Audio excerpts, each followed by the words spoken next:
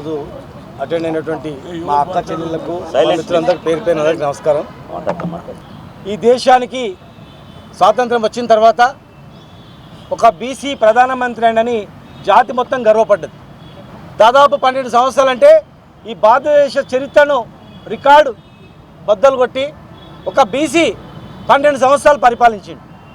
మరి BJP party బీసీలను అత్యధిక సంఖ్య 140 కోట్లలో 80 కోట్ల మంది బీసీలు కనుక 80 కోట్ల మంది ఓట్లు రావడానికి బీసీలను వాడుకొని బీసీల ఓట్లతో ఇలా ప్రధానమంత్రి అయి ఏ రాష్ట్రంలో ఎలక్షన్ జరిగితే రాష్ట్రం అంతా ఒకవైపు వేస్తే ప్రధానమంత్రి ఎవరు కావాలన్నప్పుడు 80 కోట్ల మంది జనం అందరూ కూడా అరే లేక అవకాశం వచ్చింది ఒక బీసీకి ప్రధానమంత్రి ఉంటే బీసీల జీవితాలు బాగుపడతాయి, బీసీల తలరాత మారుస్తుందని చెప్పి భావించి 80 కోట్ల మంది ఏకగ్రీవంగా టోటల్గా ఏ పార్టీలో ఉన్నా కూడా మరి చాలామంది కూడా మోడీ ప్రధానమంత్రికి బీసీని ఓట్లేసారు. 12 సంవత్సరాలు అధికారంలో ఉండి ఏం చేసిండ్రు? ఒక మంత్రిత్వ శాఖ ఇవ్వలేదు. కనీసం ఏ రాష్ట్రంలో కూడా కనీసం భారతీయ జనతా పార్టీలో కానీ అటు మంత్రి పదవుల్లో కానీ ఎక్కడ స్థానం లేదు. మరి బీసీ ప్రధానమంత్రి అయితే మాత్రమే లాభమైతే లేదా అనేది ఇప్పుడు అర్థమైపోయింది.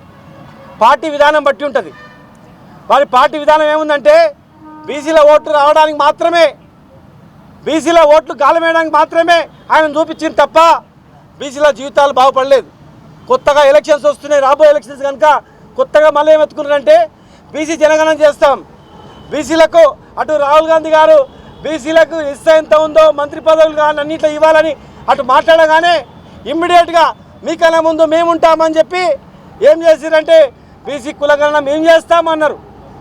ఇలా మనం చూస్తున్నాం 33 కాలంలో ఎస్సీ ఎస్టీ కుటుంబాలు ఏమున్నాయో తెలుస్తుంది. కానీ మరి రిజర్వేషన్ నిజంగా ఇవ్వదలుచుకుంటే, విద్యా ఉద్యోగాలలో రిజర్వేషన్ ఇవ్వదలుచుకుంటే, నిజంగా ఆర్థికంగా వాళ్ళని బాగుపడాలనుకుంటే ఖచ్చితంగా 34వ కాలం ఎస్సీ కుటుంబాలెన్ని, ఎస్టీ కుటుంబాలెన్ని, బీసీ కుటుంబాలు కూడా ఎన్ని అని ఆ కాలం చేర్చేది. సెకండ్ విడత చేస్తారంట. సెకండ్ విడతలో ఎట్లా చేరుస్తారు? సెకండ్ విడతలో కుటుంబాల లెక్క జరగనప్పుడు, కుటుంబాల లెక్క లేనప్పుడు, ఇండ్ల లెక్క లేనప్పుడు సంఖ్య ఎట్లా వస్తుంది? చట్టబద్ధత ఎత్తగలుగుతుంది? బీహార్లో కానీ, పంజాబ్లో కానీ, కర్ణాటకలో కానీ బీసీ రిజర్వేషన్ ఇస్తామని చెప్పంటే మీకు సరైనటువంటి ఎన్యుమరేషన్ లేదు, కులగణన లేదు కనుక ఇవ్వట్లేదు మేము అని చెప్పి కోర్టు కొట్టేసినాయి. అవన్నీ మీకు తెలుసు. తెలిసి కూడా మరి ఈరోజు సెన్సెస్లో బీసీల కుటుంబాలు కానీ ఇండ్ల సంఖ్య కానీ పెట్టట్లేదు. పయకాలం ఉందా, లేకపోతే స్నానం ఎట్లా చేస్తారు, నీళ్ళు ఎక్కడి నుంచి వస్తాయి, కుక్కలున్నాయా నక్కలున్నాయని నడుతున్నారు. కానీ మరి బీసీలు మీకు కనపడతలేదా? అదొక మోసం. ఇప్పుడు మళ్ళొక మోసం ఏంటంటే ఎన్నో సంవత్సరాల తర్వాత హడావుడిగా మహిళలకు మేమే చేస్తాం, మహిళలను రక్షణకు ఈ ప్రభుత్వమే ఉంటుందని చెప్పి ఇలా హడావుడి చేస్తూ ఉన్నారు. చేయండి, మహిళా రిజర్వేషన్ ఉండాలి మేము కోరుకుంటాం. కానీ మహిళా రిజర్వేషన్లో బీసీలకు రిజర్వేషన్ లేకపోతే ఒక బీసీ మహిళ ఎమ్మెల్యే కాగలుగుతుందా? ఒక బీసీ మహిళ ఎంపీ కాగలుగుతుందా? స్థానిక సంస్థలలో రిజర్వేషన్ ఉంది కాబట్టి తప్పని పరిస్థితులలో సర్పంచ్గా మహిళలు ఉన్నారు, ఎంపీటీసీగా మహిళలు ఉన్నారు, ఎంపీపీలుగా మహిళలు ఉన్నారు, జిల్లా పరిషత్ చైర్మన్గా మహిళలు ఉన్నారు. అంటే మీరు వీళ్ళ పరిమితి గంట వరకేనా? మీ కండ్ల ముందర జిల్లా పరిషత్ చైర్మన్ వరకు వచ్చి, ఎంపీపీ వరకు వచ్చి, తర్వాత వాళ్ళ మళ్ళీ వంటకే పరిమితం అయిపోతూ ఉన్నారు బ్యాక్ పోయి. ఎంతోమంది చదువుకున్నటువంటి నాయకురాలు చాలామంది ఉన్నారు అన్ని పార్టీలలో, కానీ తట్టుకోలేకపోతున్నారు. తెలివి ఉంది, శక్తి ఉంది, ఇక్కడ కూర్చున్న వాళ్ళు కూడా ధైర్యం ఉంది. కానీ డబ్బులే ప్రధానంగా ఈరోజు ప్రతి ఎలక్షన్ చూస్తూ ఉన్నాం. ఈరోజు న్యాయం జరగాల నిజంగా దేశానికంటే, దేశంలో ఉన్నటువంటి మహిళలకు న్యాయం జరగాలంటే నిజంగా మీరు బీసీ అయితే నిజంగా బీసీ ప్రధాని అని చెప్పి మీ పార్టీ చెప్పుకుంటే ఖచ్చితంగా మీరు చట్టసభలలో బీసీలకు రిజర్వేషన్ ఇవ్వండి.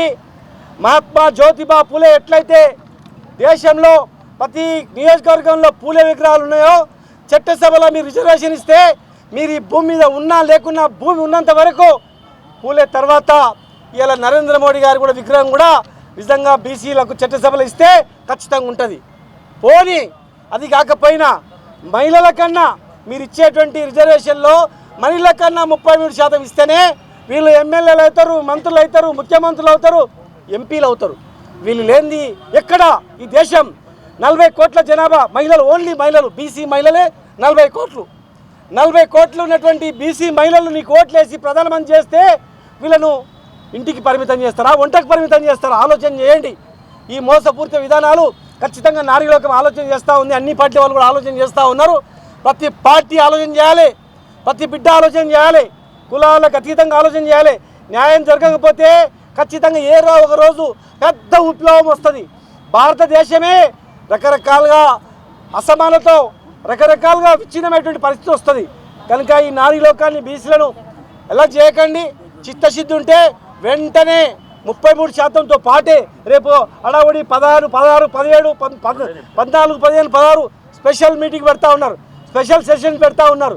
నిజాయితీ నిరూపించుకోవాలంటే మీ పార్టీ కానీ మీకు కానీ ఉట్టిగా వాళ్ళతోనో వీళ్ళతో అర్పించకుండా మీ విధానం ఖచ్చితంగా ఈ పార్లమెంట్లో నిజంగా వీళ్ళకు 33% ఇచ్చినప్పుడు మాత్రమే నిజమైనటువంటి నివాళులు మహాత్మా జ్యోతిబా పూలకు నివాళులు అర్పించిన వాళ్ళు అవుతారు. ఉట్టిగా పూలేసి ఫోటో పేపర్లు వచ్చి అటు తమిళనాడులో, ఇటు తెలంగాణలో, ఇటు ఆంధ్రాలో అయ్యా బీసీలో ముఖ్యమంత్రి అయ్యిండు, ప్రధానమంత్రి అయ్యిండు, చూసినావా దండం పెట్టినట్టు కాదు. మేము దండం పెడతాం మీకు.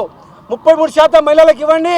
మొత్తం 40 కోట్ల మంది కాదు కదా, మొత్తం యావత్ జాతి, భారతదేశ జాతి కూడా అందరు కూడా మీకు దండం పెడతారు. కనుక మీరు ఇవ్వకుండా చేస్తే ఖచ్చితంగా అందరు కూడా 16 నాడు ఢిల్లీకి రావాలి. బీసీ జేఏసీ ఆధ్వర్యంలో, శ్రీనివాస్ గౌడ్ గారి ఆధ్వర్యంలో, మనమంజర్ గారి ఆధ్వర్యంలో ఈరోజు పెద్ద ఎత్తున మరి ఢిల్లీకి పోతూ ఉన్నారు. ఎన్నో ఉద్యమాలు చేస్తూ ఉన్నారు. చిన్న ప్రోగ్రాం చేయడానికి ఎన్ని కష్టాలు అవుతాయి, ఎన్నో అవమానాలకు, ఎన్నో ఇబ్బందులకు, ఎన్నో కష్టాలకు లోనై వాళ్ళు చెమట రక్తం కరిగించి ఈరోజు ఉద్యమాలు నడుపుతూ ఢిల్లీ కార్యక్రమం పెట్టడం జరిగింది. మరి ఢిల్లీ కార్యక్రమానికి అందరు రావాలి, మహిళా లోకం రావాలి. ఎక్కడి వాళ్ళెక్కడు ప్రతి గ్రామంలో కూడా ఆలోచన చేసి నిరసన తెలపాలి ఈ ప్రభుత్వానికి. లేదంటే మళ్ళీ ఎన్నో వందల సంవత్సరాలు కావాల్సి వస్తుంది. అందరు వచ్చిన తర్వాత మళ్ళీ ఎక్కడ దొరకదు. కనుక ఈ అవకాశాన్ని లేట్ అయినా పర్లేదు, మహిళా బిల్లు లేట్ అయినా పర్లేదు, ఎప్పుడు ఇచ్చినా సరే 33%, 33%లో 33% ఇచ్చే మీరు బిల్లు పాస్ చేయాలని చెప్పని పెద్ద ఎత్తున ఢిల్లీ కార్యక్రమం రావాలని బుజ్జకృష్ణ గారు, మిగతా నాయకులు, మిగతా సంఘాలు కూడా అందరు కూడా మరి ఫోన్ చేసిన ఆ మెసేజ్ ద్వారా భావించి అందరు రావాలని చెప్పని మేము విజ్ఞప్తి చేస్తూ మరి పెద్ద ఎత్తున కథలు రావాలని. జై బీసీ. మహిళా బిల్లు పార్లమెంట్లో వెంటనే, బీసీ మహిళా బిల్లు పార్లమెంట్లో వెంటనే